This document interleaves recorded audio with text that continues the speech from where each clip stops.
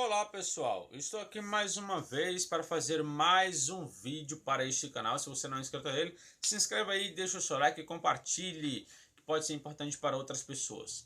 Bem, aqui eu vou dar continuidade à série O Texto do Novo Testamento grego, e hoje eu vou falar sobre o papiro 45. Nos vídeos anteriores, o vídeo sexto, eu falei sobre o papiro 75 e os seus problemas. Num vídeo passado, que foi a parte 7, eu falei sobre o papiro 66 e os seus problemas.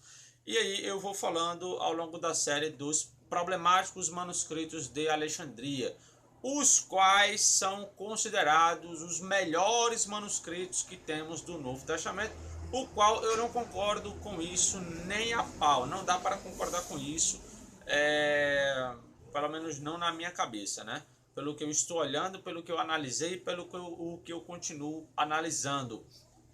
Eu olhei já vários livros do Novo Testamento, comparando esses manuscritos. Estou fazendo uma matéria sobre isso para o meu curso de teologia. Já passou ali das 70 páginas. Eu estou mostrando ali diversos livros. Eu fiz em Apocalipse, Mateus, Marcos, João. Estou mostrando passo a passo os diversos erros, omissões, onde eles omitem, onde eles acrescentam coisas, onde eles repetem coisas e assim vai. Então tem uma lista de problemas com esses documentos, os quais são chamados de os melhores manuscritos do Novo Testamento.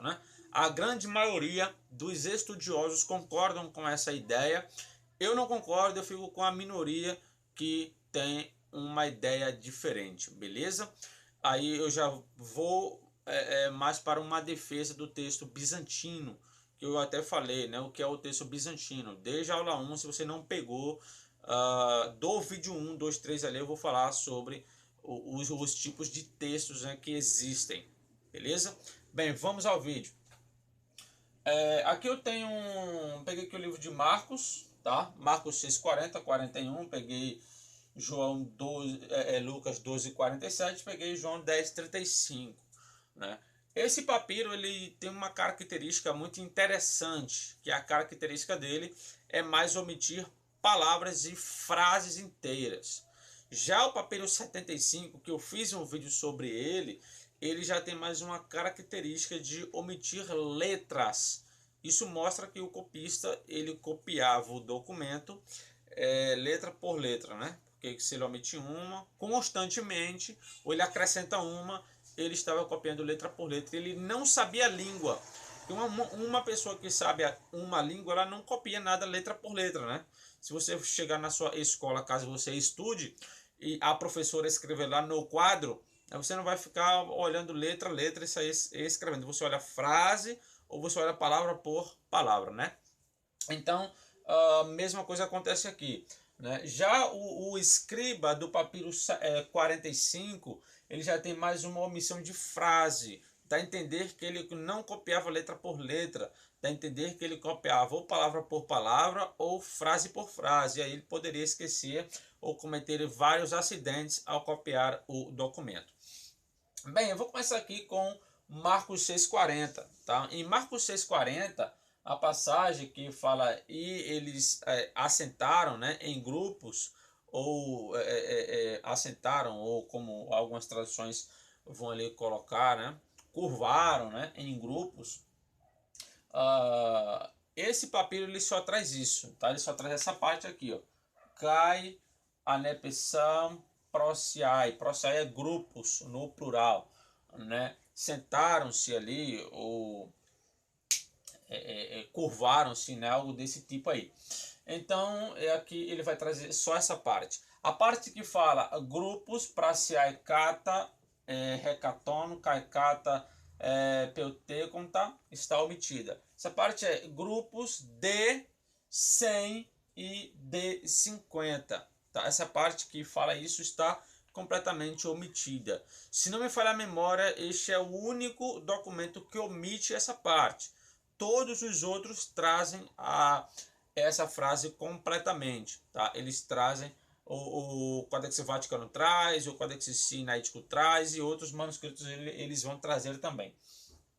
Quando você vai para o versículo seguinte, que é o versículo 41, quando ali fala que Jesus ele pegou os 5 pães, e os 2 peixes, aqui eu tenho o termo 5, que seria penta, e eu tenho o termo dio, ou duo, que seria 2. 5 e 2 estão omitidas. Essas 2 palavras o escriba ele omitiu. Não fala quantos pães Jesus pegou.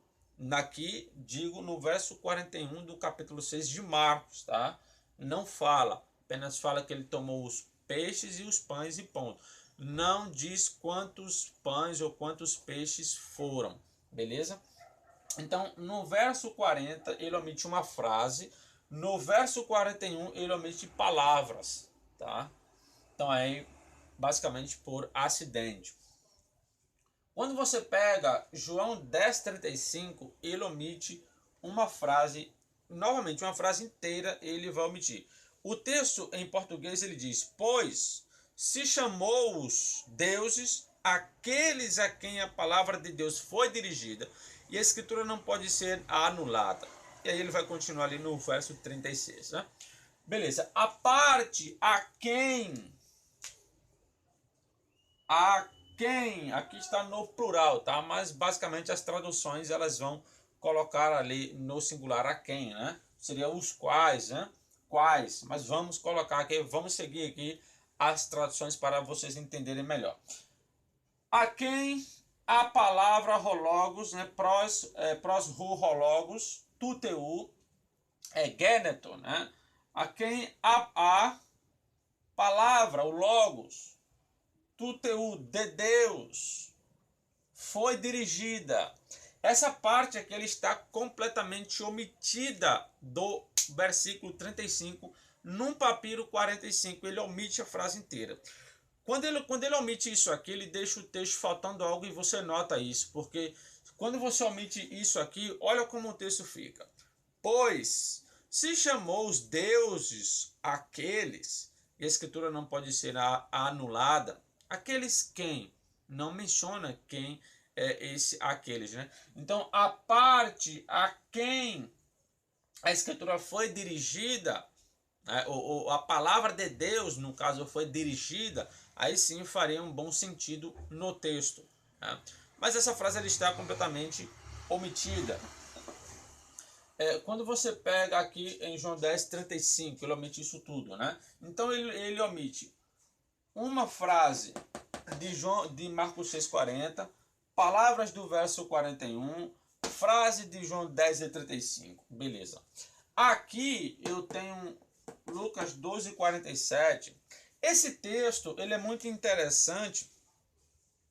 Olha como as nossas traduções, né, as nossas versões que temos, elas falam: e o servo que soube a vontade do seu senhor e não se aprontou, esse e não se aprontou, essa parte aqui, ó. Cai me retoimassas, retoimassas no caso, né? E não se aprontou, essa parte aqui, tá?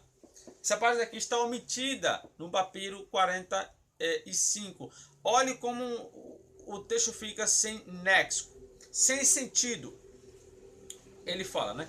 E o servo que soube a vontade do seu senhor e não se aprontou, nem fez conforme a sua vontade, será castigado com muitos açoites. Note, então aqui ele está falando, né, que aquele servo que soube a vontade do seu senhor, mas não se aprontou e nem obedeceu à vontade do seu senhor, ele será castigado, exatamente porque ele desobedeceu. Ele não obedeceu, ele soube qual era a vontade, mas ele não fez. Beleza. Olha como o papiro 45 ele aborda. Ele vai dizer, né? Ekeinos, aquele que, né? Aquele que Roginus, que conhece. To telema, a vontade. Tu quiriu ao tu do seu senhor. Esse aqui é seu, isso aqui é do senhor, do seu senhor, certo? E fez, observe, e fez, poiessas, ele fez. Prostotelema, né? Conforme a vontade do seu senhor. Ele fez segundo a vontade do seu senhor. Então aqui o texto está falando aquele que conhece a vontade do seu Senhor e fez, ou seja, ele obedeceu essa vontade e fez conforme ou segundo a vontade, né? Basicamente do Senhor dele, claro, né? Daresetai será açoitado com muitos açoites. Olha que coisa interessante. O papiro 45, ele diz que o servo que obedeceu o Senhor dele será açoitado com muitos açoites. Agora eu pergunto, qual é o sentido que isso faz? Nenhum. E como é que eu vou obedecer o meu patrão e vou ser demitido? Se eu sou um ótimo funcionário, eu faço tudo o que ele pede, eu não cometo deslizes, como é que ele vai chegar e vai dizer, olha, por você me obedecer, por você ser um bom funcionário, eu vou demitir você? O cara vai dizer, eu não entendi. Não faz o mínimo de sentido, certo? É basicamente isso que o papiro 45 ele faz aqui. Ele omite uma parte e omite outras palavras, certo? E ele fala que aquele que sabe a vontade do seu Senhor e fez conforme a vontade do seu Senhor será açoitado. Mas ele será açoitado por obedecer. Pelo que eu vi, tá? Só o papiro 45 faz isso aqui. Ninguém mais faz. Só ele. Só ele comete esse deslize. Isso mostra que é um erro dele. Que é um erro exclusivo desse papiro aqui. Ele deixou a leitura sem um sentido. Porque imagina o cara que leu isso. Nesse papiro. Ele vai dizer, gente, o servo que obedeceu o seu senhor vai ser açoitado. Não faz o mínimo de sentido isso, né? Então, gente, é isso aí. É por isso que eu não me dou muito bem, né, com esses manuscritos alexandrinos. Porque ele tem uma série de problemas. Quem acompanhou aí o vídeo do papiro 75, 66 e agora o 45, né, viram que eles são manuscritos problemáticos. Aí você vê, um papiro desse do século 3 está cheio de erros. Um manuscrito lá do século 10 não tem esses problemas. Isso mostra que um manuscrito do século 10, século 11, século 12, ele pode ser mais confiável em uma cópia do que um mais antigo. Porque um mais antigo comete um deslize desse. Entende? Então, o ponto não está na idade do documento. Porque todos os documentos vieram de uma única fonte. Cópia do original. E vamos pegar aqui, por exemplo, se eu tenho um manuscrito do século XII, certo? Século XII. Esse manuscrito aqui do século XII, ele veio de que cópia? Ó, tem que vir de uma cópia anterior a ele, certo? Então ele veio de uma cópia anterior a ele. Vamos colocar do século XI, tá? Século XI. Esse manuscrito do século XI, ele veio de onde? Ele veio de uma cópia anterior a ele, basicamente do século X, certo? E esse 10 ele veio de um do século IX, que veio do século VIII, que veio do século VII, que veio do século VI, que veio do século V, até chegar no século I. Então todos os documentos, eles vieram de um manuscrito anterior a ele, que já veio de um anterior, de um anterior, de um anterior, que chega no século I. Então se o manuscrito que veio lá do século II, saiu, né, como cópia do século 3, 4, 5, 6, 7, 8, 9, 10. Se esse manuscrito, que veio do século I, ele se perdeu, o do século II também, o do século 3, 4 e 5, eu só vou ter cópias do século VI ao século X, certo?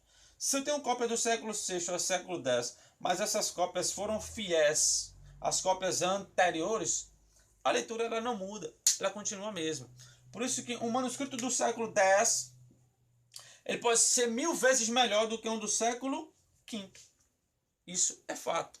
Por quê? Porque o ponto não está na idade do manuscrito em si, e sim na fidedignidade que esse manuscrito teve ao copiar uma cópia anterior.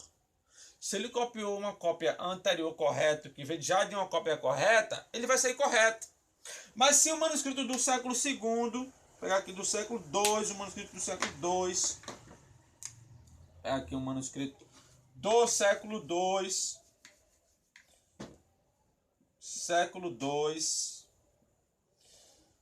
que está deturpado, ele dá uma origem a um do século III, que dá origem a um do século IV, que dá origem a um do século V. Então, quando ele chegar no século V, ele vai chegar uma cópia boa? Não. Vai chegar uma cópia ruim. Por quê? Porque ele veio já de uma cópia deturpada. Mas se aquele manuscrito do século X, ele veio de uma cópia lá do século I, que foi para o século II, III, IV, V, até chegar no X, e essa cópia é boa, ele vai ser um manuscrito bom.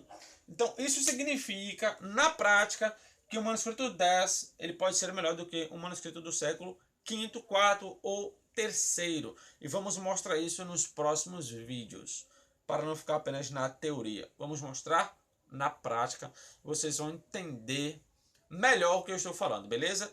Aguarde aí os próximos vídeos, que Deus abençoe a todos e até lá!